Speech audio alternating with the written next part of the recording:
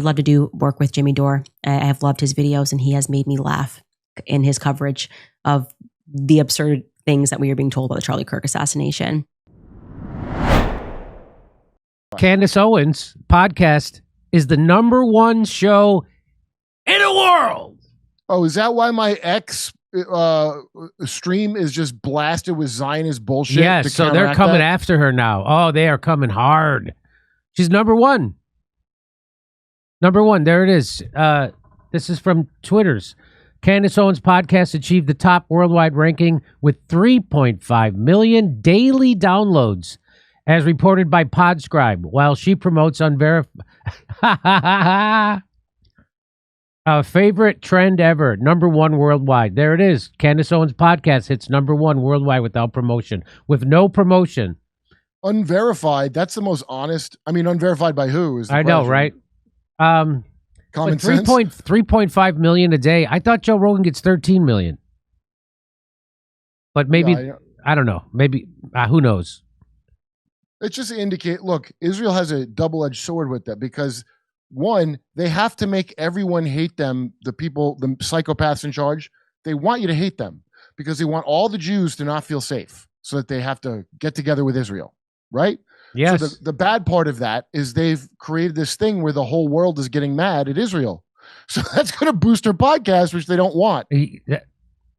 The more they come at her, here she tweets this out. She says, banned from Australia? I'm going to Australia. How come I'm not banned from Australia? I'm going there. Because you're slipping. What's that? You're slipping. I'm slipping in, just like I slipped into the UK. Nobody cared. Nobody cared when I got there. Nobody cared when I came home. They're not making a big deal out of me. It hurts my feelings. You know what? That's interesting to me, Jimmy, because I always suspect that things are being curated, and that's why, because if you remember the Twitter files, people who weren't even as big as you at all, like with, I know, 100 followers got suppressed, but you're not. So is this all like a play for me to see? No, I got suppressed on YouTube. They didn't. No, I mean traveling and all. Oh, traveling. The famous, yeah, I know. The Flashpoint events that people emotionally bond to. Right. So she says, banned from Australia, sued by France, fired, smeared, libeled, demonized, demonetized, persona non grata at award ceremonies, and 3.5 million downloads a day. Just incredible. We've been in a fight mode for so long that today feels like a celebration. Congratulations, Candace. Here's according to them, she's got the first one, and then Diary of a CEO. This guy's like 33 years old. This Diary of a CEO. He just came out of nowhere. All of a sudden, I watch his, he has good guests. He's like Rogan, kind of. He has all these different types of guests, and they talk for long. He's basically doing Rogan's podcast. If you have a lot of people are. If you have enough money, you could AstroTurf yourself. Since some people are just that. Some people, they had money, nice studio. I don't know. I'm not, and it's a good show. I'm not saying that guy doesn't do a good show. I just don't understand how it came out of nowhere. This guy to be, maybe I don't know the backstory. Money behind it. So there got to be money, and then some show I never heard of, and other shows I never. Kill Tony. Oh, 1, 2, 3, 4, 5. Western Power, where I live. #5. Kill Tony. Congratulations to Tony Hinchcliffe. And then Joe Rogan's all the way at the bottom. So there's 1, 2, 3, 4, 5, 6, 7, 8, 9, 10, 11, 12, 13, 14 is Joe Rogan, according to this list. Now, Joe Rogan's on YouTube. He's on Spotify. And I think if you're on Spotify, they don't release the numbers. So I know Joe Rogan has at least 13 million subscribers. He added a couple of million when they were coming at him over ivermectin and COVID. So anyway, but I don't believe that the ABC News podcast is a friend of Joe Rogan. I don't believe that. But anyway, here she is announcing it. That I should be fired. Thank you for firing me. But she's thanking Ben Shapiro for firing her because now she gets to go on to be the #1 podcast in the world. Here she is. That I should be fired. Thank you for firing me. But and thank you for the publicity of the firing. Andrew Klavan, Christ is King. Thank you so much. You are a hero in my book. Tucker Carlson, I don't know. I feel like I should thank you because a lot happened because people thought that we were plotting behind the scenes and we never were. And thank you, Tucker Carlson, for the weeks that I get off when the media is attacking you instead of me. Now it's kind of together. It's Tucker Carlson and Candace Owens, but thank you. I want to thank Australia. We see you, Australia. Tony Burke, thank you for banning us from an entire country, even though I didn't do nothing. I literally didn't do nothing, but I'm banned. And guess what? You got to hear me anyways. Ha, ha, ha, Tony Burke. Okay, but in reality. So I gotta bone up on some Australian politics because I'm going to Australia. So I got to get... I would like to have some local jokes. So we're going to do that and find out who all the asswipes are in Australia who did all the lockdowns, who banned Candace, all that stuff. So we can make fun of them. So there she is thinking, I thought that Ben Shapiro's got to be, he's not having a good day. Nico House says, Ben Shapiro got to be punching the air right now after he thought he was gonna end Candace Owens only to have her rise to the #1 podcast in the world. The conservative world just found out they don't need Zionists anymore. They don't need Zionists anymore. Here's my buddy Ryan Mata. I got to get him on the show. He says, have you ever seen an athlete at the peak of their career? You can tell that person was literally built to do exactly what they are doing. That's Candace Owens today. Every attack they throw at her, she turns it into ammunition and uses it to destroy them.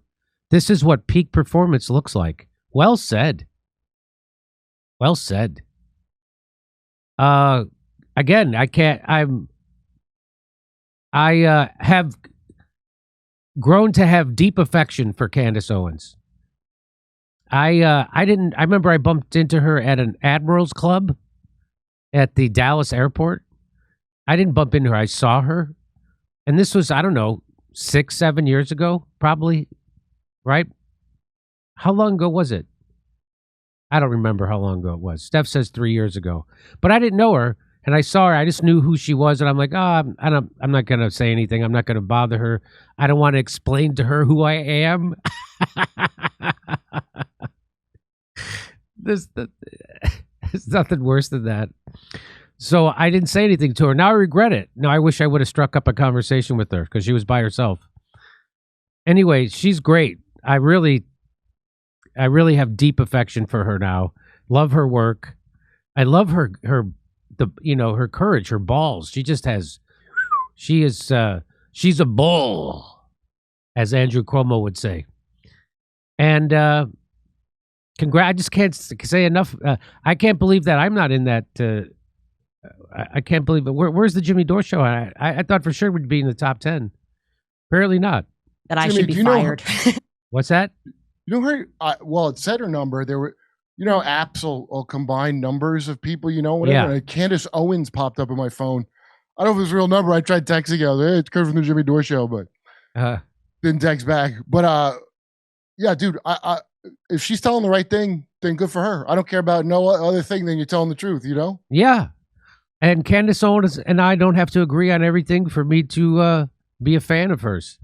Just like people who watch our show, right. They often say, hey, I don't agree with everything you say, Jimmy, but I appreciate you're honest, and I appreciate that you don't demonize people who disagree with you.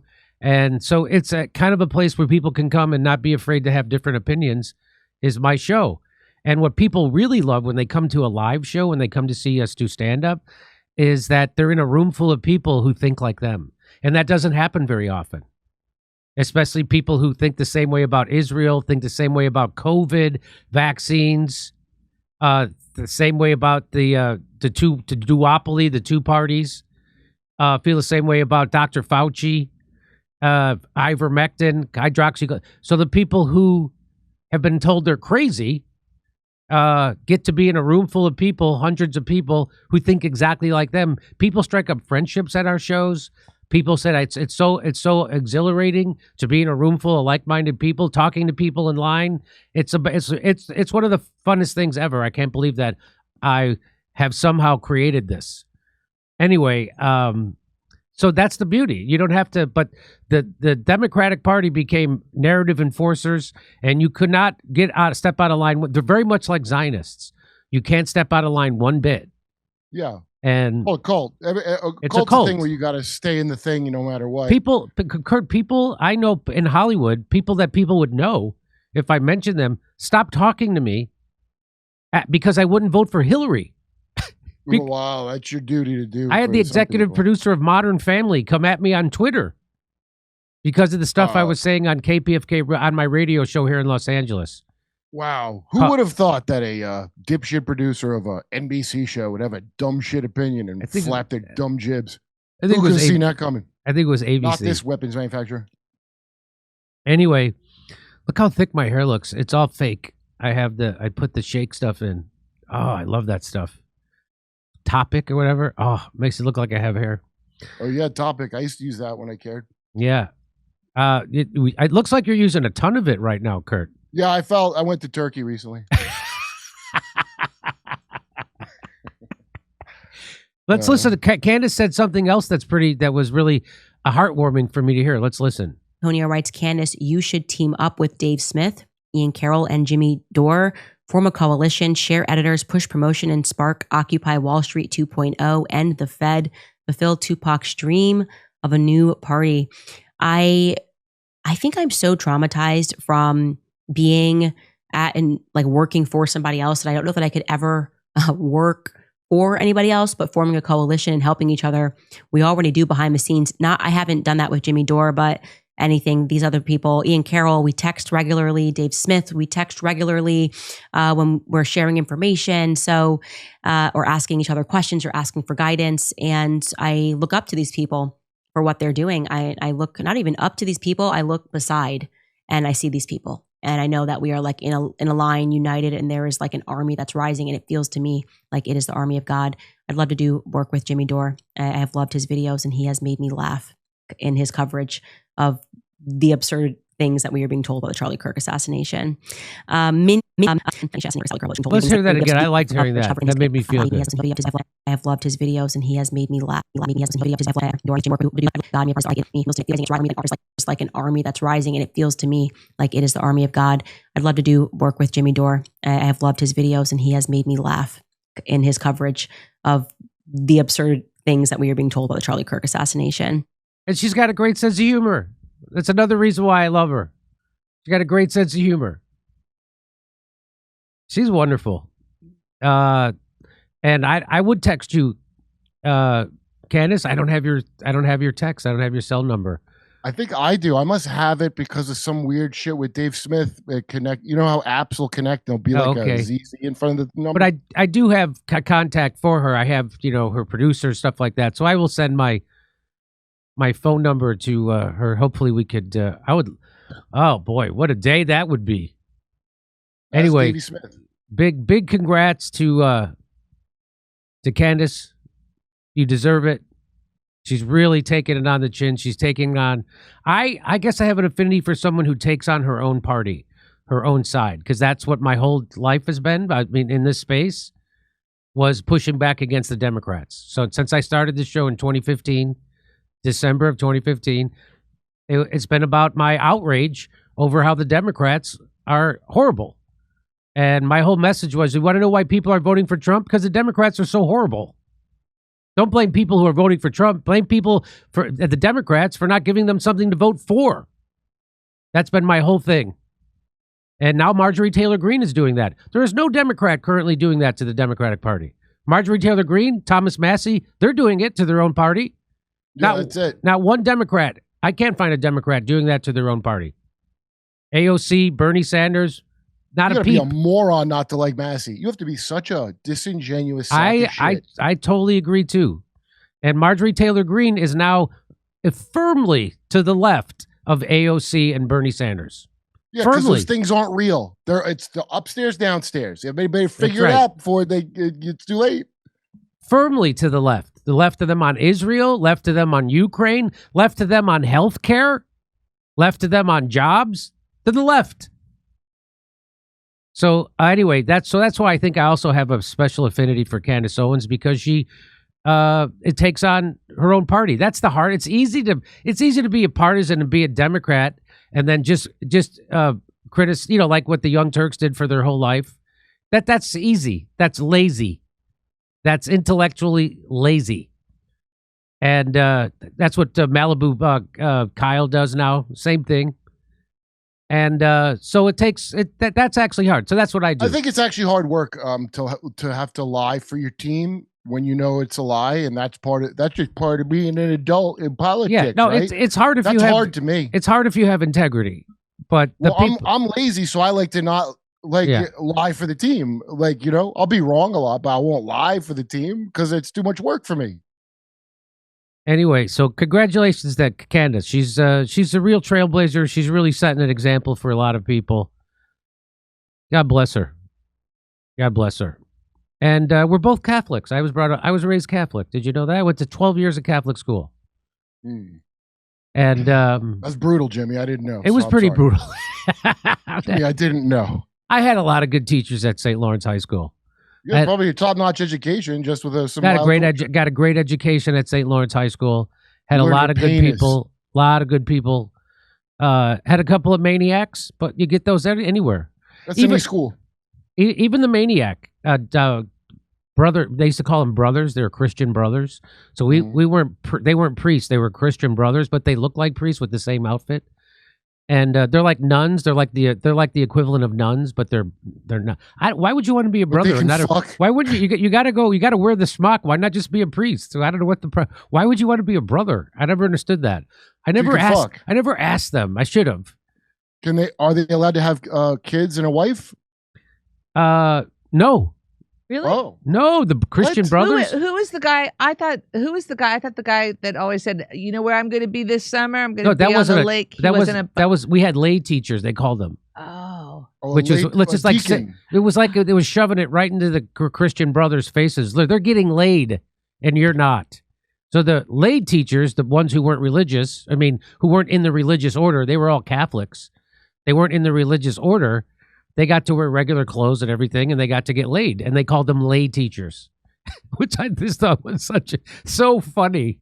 Imagine how hard that made me laugh in high school that they called them lay teachers. That made I'm me probably laugh. gonna chuckle about it still. In my late 40s, still makes me laugh. I'm laughing right now. It's kind of funny. Yeah. Anyway, congrats again to Candace Owens. As really sweet thing. She said about wanting to work with us. I would love to. Whatever we could do together is fantastic.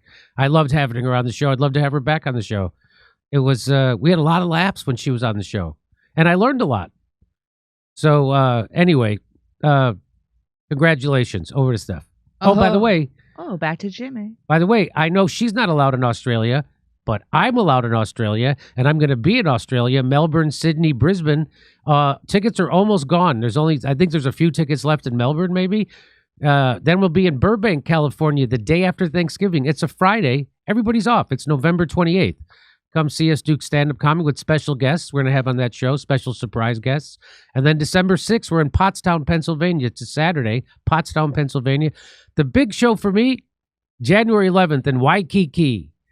All those shows are big. Every show's big. I enjoy them all. But Waikiki, I have never played the Blue Note. I've played Burbank Flappers. I've played Pottstown.